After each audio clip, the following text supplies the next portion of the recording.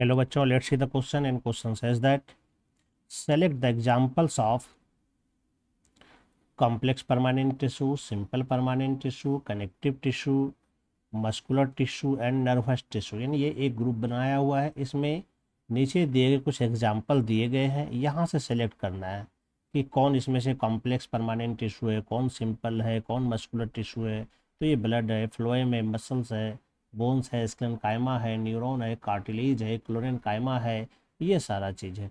तो चलिए देखते हैं कि कॉन्सेप्ट में हम लोग समझते हैं। एक्चुअल में यहाँ पर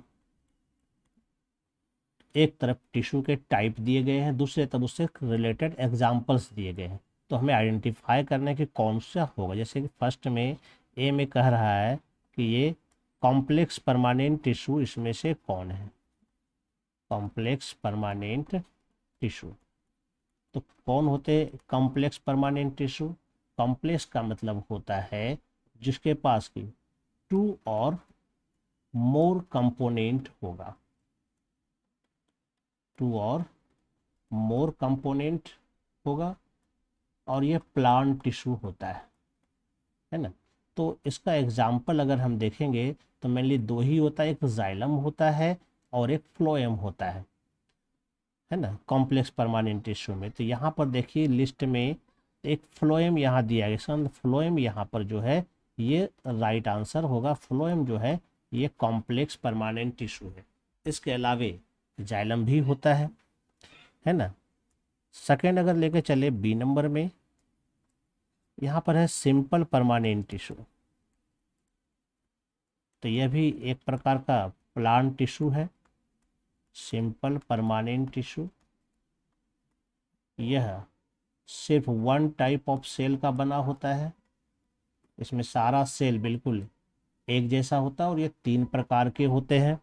एक होता है पैरेन्काइमा, कॉलेनकाइमा और स्क्लेनकाइमा, है ना। तो ये सिंपल परमानेंट टिश्यू के टाइप्स होते हैं, पैरेन्काइमा, कॉलेनकाइमा और स्क्लेनकाइमा। तो यहाँ पर अगर हम देखें तो ये स्क्लेनकाइमा है यहाँ पर दिया गया, तो यहाँ पर ये स्क्लेनकाइमा होगा, स्क्लेनकाइमा।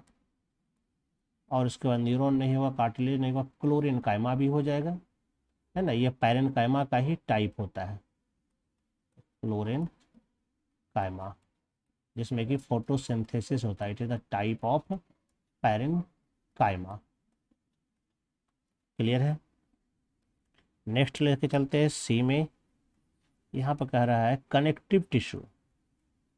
कनेक्टिव टिश्यू का मतलब क्या होता है?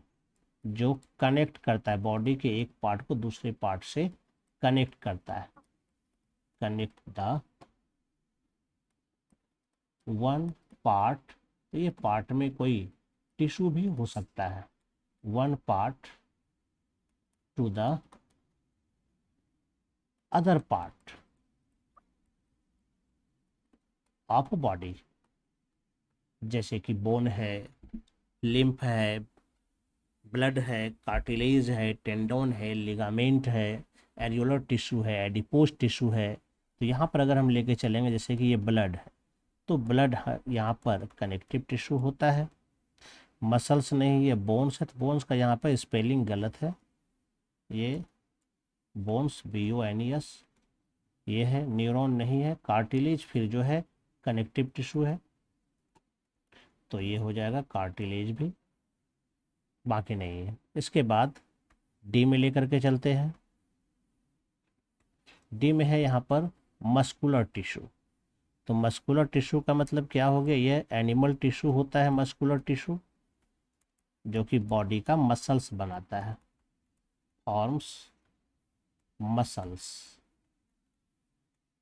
Of body of animals. Animal में तीन प्रकार के मस्कुलर टिश्यू होते हैं, एक स्ट्राइटेड, एक अनस्ट्राइटेड और एक कार्डियक मसल्स होते हैं। तीन प्रकार के होते हैं।